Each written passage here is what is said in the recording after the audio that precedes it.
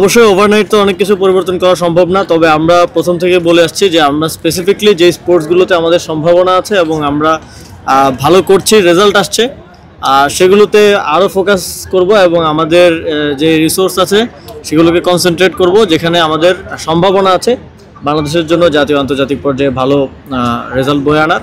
অবশ্যই আর্চারি তার মধ্যে অন্যতম। আমরা ওয়ার্ল্ড র্যাঙ্কিংয়ে বোধহয় 22 থেকে 23-24 এর মধ্যে থাকি, তো এখন 21-এ আছি।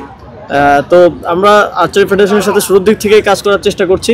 আপনারা জানেন যে গাজীপুর আর্চারি ফেডারেশনের যেই ফ্যাসিলিটিটা আছে সেটা ফেডারেশনের ছিল না, সেটার জমি নিয়ে এক ধরনের বিবাদ ছিল ডাক বিভাগের সাথে। ইতিমধ্যেই আমরা অত্যন্ত আনন্দের সাথে ঘোষণা করছি যে এটা ডাক বিভাগের সাথে আলোচনার মাধ্যমে এটা একটা লং টার্মের জন্য আমরা আর্চারি ফেডারেশনকে হ্যান্ড ওভার করবো দ্রুতই।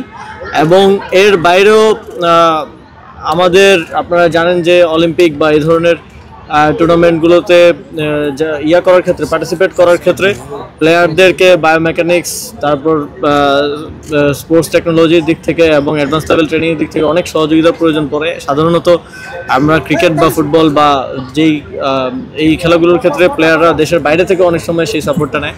সেইটা নিরসনের জন্য আমরা ইতিমধ্যে আপনারা জানেন যে স্পোর্টস ইনস্টিটিউট করছে, একটা উন্নত মানের স্পোর্টস ইনস্টিটিউট আমরা করব।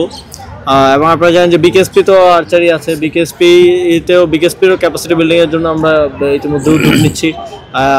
একটা অত্যাধুনিক রিকভারি সেন্টার, ক্লিনিক সেখানে স্থাপন করার বিষয়ে আমাদের কাজ চলছে।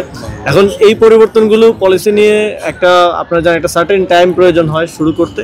আমরা উদ্যোগগুলো নিচ্ছি, আশা করি দ্রুত সময়ের মধ্যে সাফল্য এবং এইটার একদম মাঠ পর্যায়ে আমাদের খেলোয়াড়দের মধ্যে সেই পরিবর্তনটা আমরা দেখতে পাবো।